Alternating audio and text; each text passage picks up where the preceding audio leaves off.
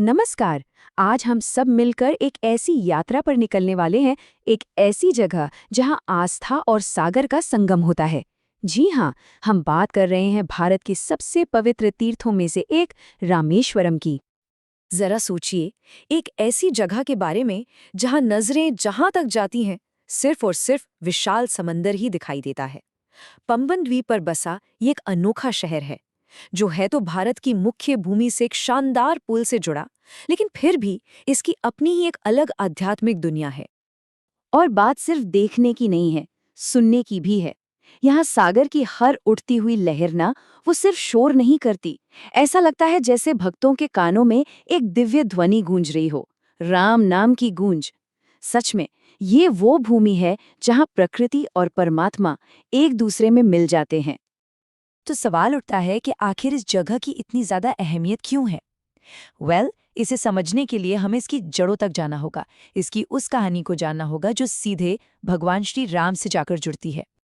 ऐसी गहरी मान्यता है कि जब भगवान राम ने लंका पर विजय पाली, तो रावण वध से लगे ब्रह्म हत्या के पाप से मुक्ति पाने के लिए उन्होंने खुद अपने हाथों से यहाँ एक शिवलिंग की स्थापना की थी। तो ये सिर्फ एक जीत का प्रतीक नहीं था, बल्कि ये प्रायश्चित और शुद्धि का एक बहुत ही गहरा काम था, जिसने इस भूमि को, आप कह सकते हैं, हमेशा हमेशा के लिए पवित्र कर दिया। और पता है, इसी स्थापना की वजह से रामेश्वरम भगवान शिव के उन 12 सबसे पवित्र स्थानों में से एक बन गया, जिन्हें हम द्वादश ज्योतिर्लिंग के नाम से जानते हैं। ये वो खास जगह हैं जहां माना जाता है कि शिव प्रकाश के एक स्तंभ यानी ज्योतिर्लिंग के रूप में प्रकट हुए थे।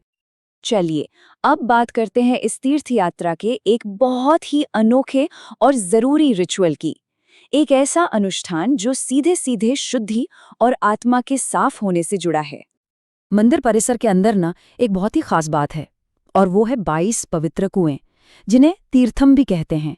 और ये जो 22 का आंकड़ा है ना, ये सिर्फ एक गिनती नहीं है, ये अपने आप में एक पूरी आध्यात्मिक प्रक्रिया का सिंबल है। माना यह जाता है कि इन 22 कुओं के पानी में नहाना सिर्फ कोई फिजिकल एक्टिविटी नहीं है, बल्कि ये तो एक तरह का स्पिरिचुअल रिजुविनेशन है, मतलब आत्मा का कायाकल्प। कहते हैं कि हर कुएं का पानी, जिसका स्वाद और तापमान भी एक दूसरे से अलग है, वो इंसान के कर्मों का बोझ धो देता है और आत्मा को एकदम निर्मल कर देता है।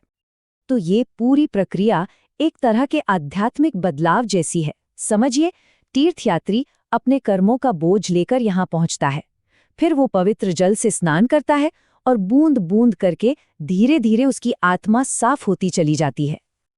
तो इस पूरी यात्रा का, इस शुद्धि की प्रक्रिया का और इस गहरी आस्था का आखिर असली मकसद क्या है? इसका अंतिम लक्ष्य क्या है?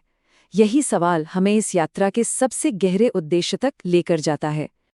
सोचिए, इतनी लंबी यात्रा, शरीर और आत्मा को शुद्ध करने वाले वो कठिन अनुष्ठान और मन में बसी वो गहरी आस्था, इन सब के बाद भक्त के मन में बस एक ही इच्छा बचती है, सिर्फ एक, प्रभु का एक दर्शन।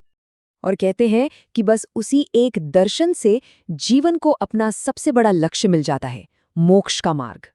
यही तो रामेश्वरम का वो वादा है जो सदियों से करोड़ों लोगों को अपनी ओर खींचता चला आ रहा है।